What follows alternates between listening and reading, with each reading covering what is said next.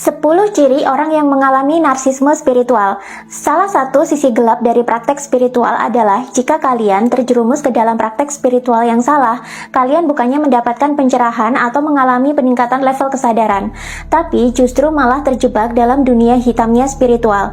Salah satu dunia hitam tersebut adalah manusia bisa terjebak menjadi seorang narsistik spiritual. Narsistik spiritual adalah fenomena yang bisa terjadi pada manusia, di mana karena ia telah mempelajari dan menerapkan praktek-praktek spiritual, ia lantas berpikir bahwa dirinya itu lebih penting, lebih pintar, lebih sempurna, atau lebih sakti daripada orang lain.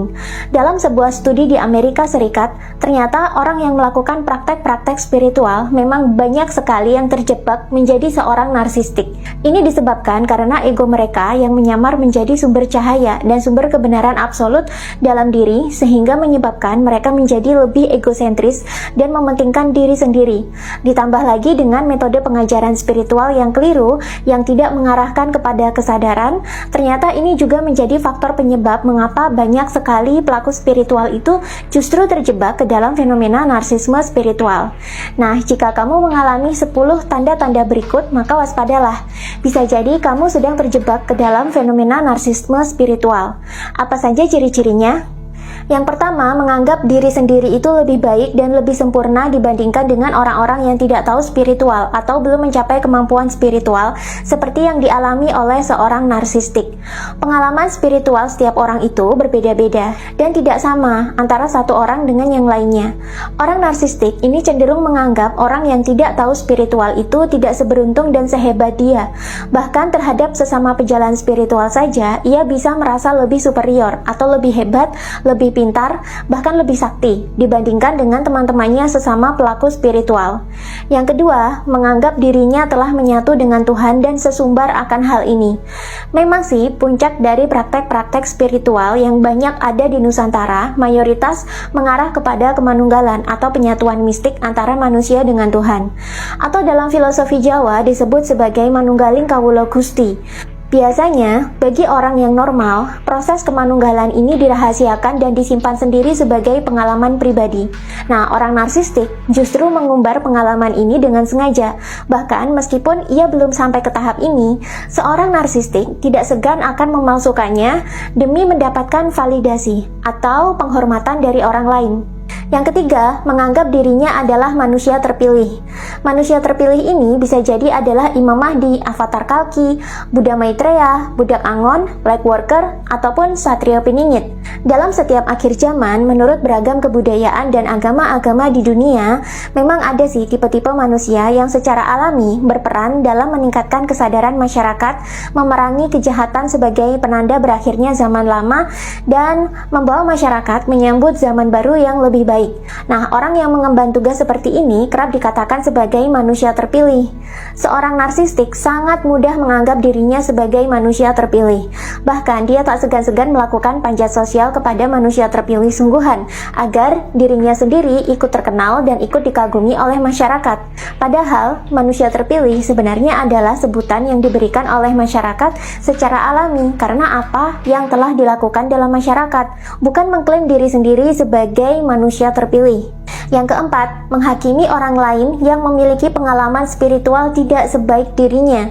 Orang narsistik juga kerap kedapatan menghakimi atau merendahkan perjalanan hidup orang lain, terutama mereka yang dianggap belum mengalami tangga-tangga spiritual yang semaju dirinya. Orang narsistik menggunakan kesalahan dan penghakiman untuk merendahkan orang lain dan membuat dirinya itu nampak lebih tinggi dan lebih berpengalaman di hadapan orang yang disalahkan atau dihakimi tersebut. Yang kelima, merendahkan praktisi spiritual atau guru spiritual lain agar mendapatkan validasi dan perhatian orang banyak. Seringkali seorang narsistik akan langsung merendahkan, bahkan mempermalukan guru spiritual atau praktisi spiritual lain bila bertemu. Bahkan aktivitas ini tak segan-segan dilakukan ketika guru spiritual atau praktisi spiritual lain sedang melaksanakan kegiatan bersama dengan pengikutnya. Misalnya, dalam sebuah workshop, kelas maupun seminar, seorang narsistik Biasanya tak segan-segan mengkritik dan merendahkan ajaran orang lain sampai seluruh peserta yang ada di dalam ruangan itu memperhatikan. Nah, tujuannya tentu saja untuk menarik perhatian para peserta agar berpaling dari guru spiritual lama dan mengagumi si narsistik karena dianggap lebih pintar dan lebih bisa. Yang keenam, meminta diberi privilege, meminta diberi penghormatan, dan minta diprioritaskan melebihi orang-orang lain. Ini banyak terjadi ketika seorang narsistik sudah menjadi guru spiritual atau pemimpin sekte. Biasanya dia akan menuntut penghormatan seperti seorang raja, dengan alasan itu adalah adab seorang murid terhadap guru, yang mana adabnya ini memang harus menghormati atau mengkultuskan. 7. Menganggap dirinya itu selalu baik, bahkan ia juga selalu mengajarkan kebaikan dan mendorong orang lain untuk selalu berbuat baik.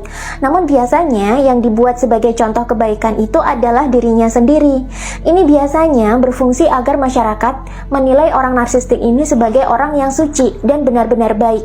Dalam kamus si narsistik tidak ada yang namanya kejahatan, hanya ada kebaikan. Bahkan seorang narsistik juga cenderung melakukan spiritual bypassing dan bersikap toxic positivity kepada orang lain dengan dalih orang yang telah mencapai level kesadaran spiritual yang tinggi tidak akan pernah bisa marah atau mengalami emosi-emosi negatif lagi. Padahal sebenarnya manusia itu adalah yin dan yang, ada positif dan negatif di dalam diri manusia, ada baik dan buruk dalam diri manusia yang seharusnya diseimbangkan agar harmoni. Namun seorang narsistik spiritual biasanya akan menolak adanya sisi jahat atau sisi buruk dalam diri dan cenderung mengkampanyekan kebaikan melulu untuk mencitrakan dirinya sebagai orang yang baik, suci, atau sudah tercerahkan.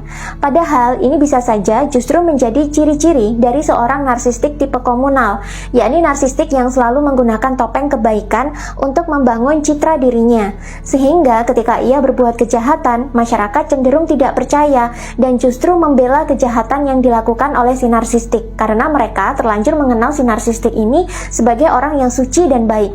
Itulah kenapa ada kasus seorang pemimpin pondok pesantren justru dibela ramai-ramai padahal sudah terbukti melakukan kejahatan seksual terhadap murid-muridnya. 8. Menganggap diri sendiri itu sakti atau punya kemampuan supernatural. Banyak sekali orang-orang yang mengklaim dirinya sakti, punya kemampuan supranatural, punya kemampuan berkomunikasi dengan leluhur, bisa memelihara jin, bisa membaca masa depan, bisa regresi ke masa lalu, bahkan bisa melakukan penyembuhan. Sebenarnya adalah seorang narsistik. Mereka cenderung mengklaim kesaktian ini dan sesumbar di hadapan masyarakat. Padahal orang yang benar-benar memiliki kemampuan supernatural justru biasanya malah tenang dan tidak suka memamerkan kemampuannya di hadapan orang lain. Yang ke-9, suka memamerkan pengetahuan spiritual atau kesaktian yang dimiliki ketika sedang berkumpul. Pernahkah kalian melihat seorang praktisi atau guru spiritual yang ketika berkumpul dengan teman-temannya, dia selalu menjadi orang yang paling dominan bicara sepanjang pertemuan, sehingga seluruh perhatian orang tertuju kepadanya, dan bahkan orang lain hampir tidak punya kesempatan untuk bicara. Sepanjang pertemuan, orang ini juga selalu memamerkan pengetahuan atau kesaktian yang dimiliki, sehingga orang akan mendengarkan dan kagum. Orang seperti ini belum tentu pintar atau sakti betulan, tapi bisa jadi dia adalah seorang narsistik yang sedang mencari perhatian dan validasi dari banyak orang dengan cara memamerkan ilmu yang dia miliki, baik secara terang-terangan maupun terselubung.